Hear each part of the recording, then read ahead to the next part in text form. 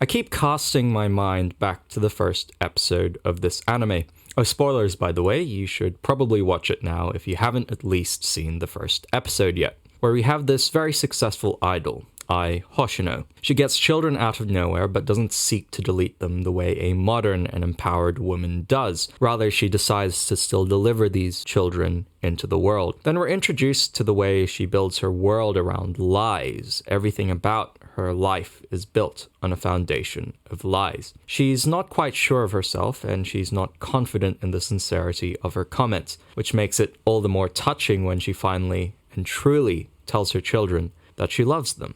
It's beautiful because she realizes that this one expression of love is actually truthful and one she actually believes. Also in that episode is an after-credits scene where both Ruby and Aqua are asleep, and Ai just says that all she wants for her children is for them to grow up and live good lives. It's a beautiful scene to have at the end because Ai is simply looking for her children to grow up normally and live. I mean, Ruby, of course, has gone absolutely wild with this. While she keeps her mother in mind, there's a sense that she has truly moved on from the tragedy of her younger years. While she also keeps the memories of her past life in the back of her head, again, it seems that she has also moved on from that. Ruby is that person who takes the initiative and goes forward with the opportunities given to her. It's something to be completely expected considering Ruby's background. In her previous life, no such opportunity was granted of her. Her life was tragically cut short by a condition that came out of nowhere. So now that she's been given a second chance to live life, of course, she's going to take every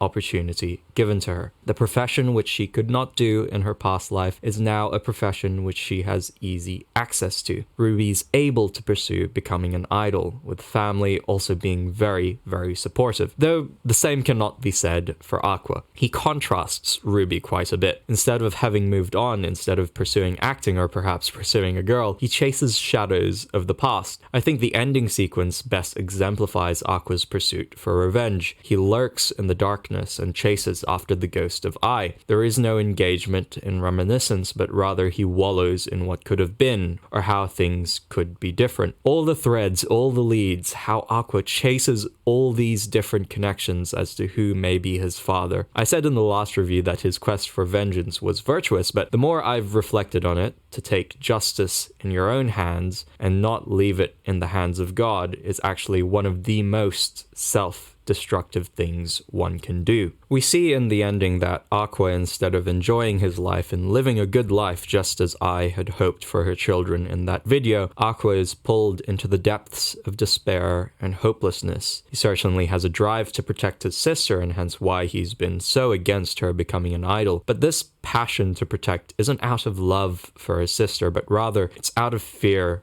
of what could happen again. The desire for revenge is a dangerous thing. For it is written, vengeance is mine, I will repay, says the Lord. Paul writes quite a bit in Romans 12 as to why we should avoid being in the posture of vengeance. He encourages instead to live peaceably with all and not to be overcome by evil, but instead overcome evil with good. We ought to follow that directive. Repay no one evil for evil, but give thought to do what is honorable in the sight of all. We see some of the consequences of living in the state of vengeance in Aqua's behavior throughout this series. He treats everyone in a very utilitarian manner, with of course the exception of Ruby. He doesn't pursue what he is gifted in, that is, he doesn't pursue a career in the acting industry. Instead, he settles for editing for his director mentor for the sole reason that he just needed the connections. Most dangerously of all, of course, is the way he treats his peers, colleagues, and people around him. He's well on his way to really hurt a lot of people. For poor Kana, who thought she had a chance with him.